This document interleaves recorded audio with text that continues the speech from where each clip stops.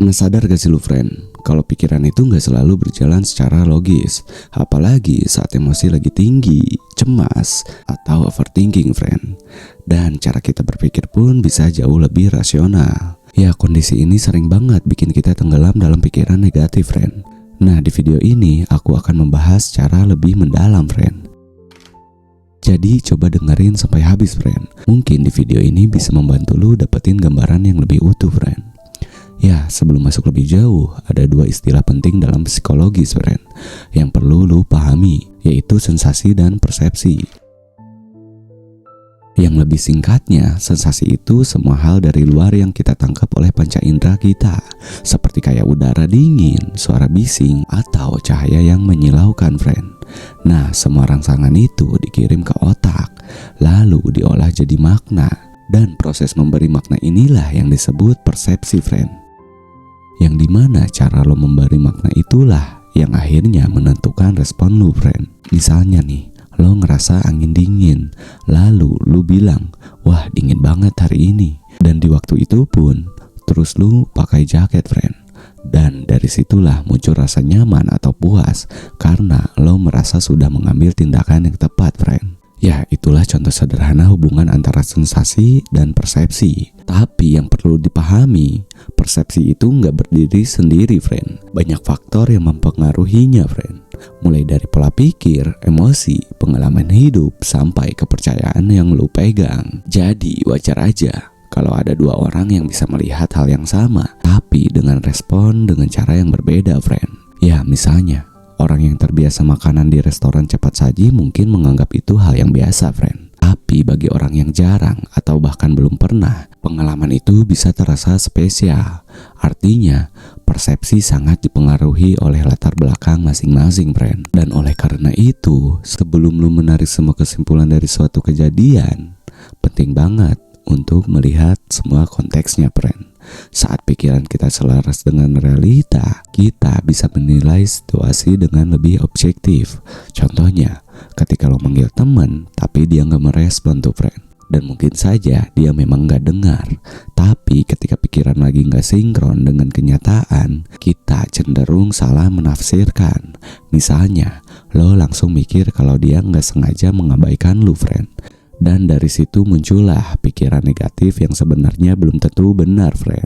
Tapi tenang friend, kondisi seperti itu sangat manusiawi. Banyak juga orang yang mengalaminya.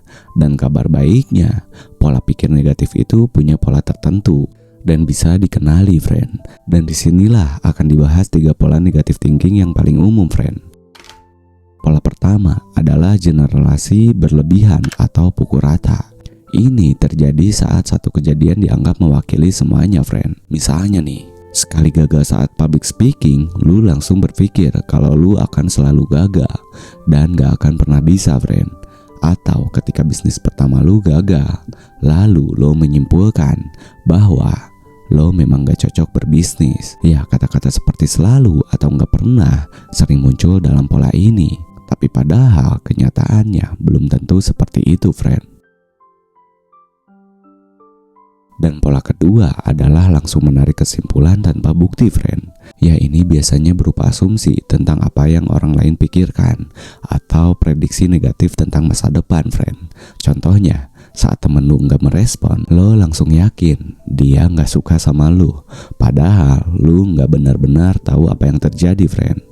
Ya, bisa jadi banyak faktor yang lain yang lu gak lihat friend. Tapi pikiran lu seolah-olah sudah yakin dengan kesimpulan tersebut friend. Dan pola ketiga adalah menyalahkan. Ya, ini terjadi ketika lo menyederhanakan suatu kejadian dengan menyalahkan satu pihak saja. Entah diri sendiri atau orang lain atau situasi friend. Ya, padahal kenyataannya banyak faktor yang terlibat. Misalnya saat lo datang ke suatu acara dan gak banyak interaksi, lo langsung menyalahkan diri sendiri sebagai orang yang gak asik friend. Padahal bisa saja situasinya memang kurang mendukung, atau orang-orang di sana juga sama-sama canggung. Jadi gimana caranya mengurangi pola pikir negatif ini friend? Ya, kuncinya ada di cara lo memberi konteks dan mempersiapkan sesuatu. Ingat friend, pikiran negatif itu seringkali hanyalah interpretasi, bukan fakta mutlak. Dan ada banyak cara juga nih friend untuk melatih pola pikir yang lebih sehat. Bisa dengan menulis jurnal, mempertanyakan pikiran sendiri, atau menggunakan teknik refleksi tertentu friend. Yang penting lo mulai sadar dengan cara kerja pikiran lo sendiri. Tapi memang gak semua orang bisa memahami pola pikirnya sendiri friend. Ada juga yang butuh bantuan dari luar untuk melihat gambaran yang lebih jelas. Ya itu sangat wajar friend, karena pada akhirnya setiap orang punya caranya masing-masing untuk berkembang. Dan ada juga yang cukup dengan belajar dengan dirinya sendiri. Ada juga yang butuh pendampingan. Yang jelas gak semua pikiran yang muncul di kepala lu itu benar-benar terjadi friend. Jadi mulai sekarang, coba lu lebih sadar terhadap cara lu menafsirkan sesuatu friend. Dan mungkin dengan sedikit mengubah cara pandang lu bisa melihat dunia dan diri lu sendiri dengan cara yang jauh lebih sehat friend. Ya kalau ada satu hal kecil yang kamu dapat dari video ini dan itu berarti untuk kamu, klik like untuk support channel ini agar terus berkembang friend. Dan tulis komentar apa yang sedang kamu perjuangkan sekarang. Dan karena di sini kita belajar tumbuh bareng. Pelan tapi pasti friend.